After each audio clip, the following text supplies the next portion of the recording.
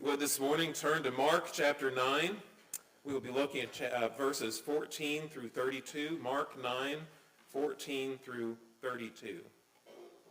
Last week we looked at the Transfiguration. It was a mountaintop experience for the disciples, Peter, James, and John, also for Jesus.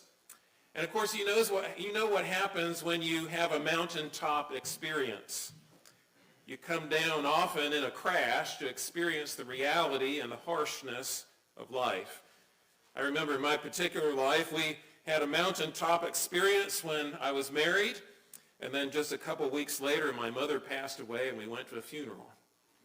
Very different aspects of humanity.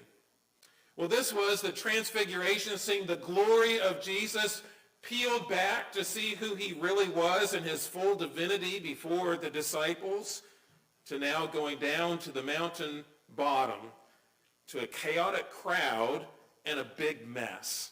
It's almost like Moses coming down from Mount Sinai with the tablets only to find the Israelites worshiping the golden calves. But in this case, it's Jesus, his disciples, and a demon-possessed boy.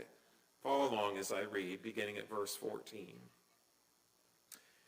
And when they came to the disciples, they saw a great crowd around them and scribes arguing with them. And immediately all the crowd, when they saw him, were greatly amazed and ran up to him and greeted him. And he asked them, "What are you arguing about with them?" And someone from the crowd answered him, "Teacher, I brought my son to you, for he has a spirit that makes him mute. And whenever it seizes him, it throws him down, and he foams and grinds his teeth, and so becomes rigid. So I asked your disciples to cast it out,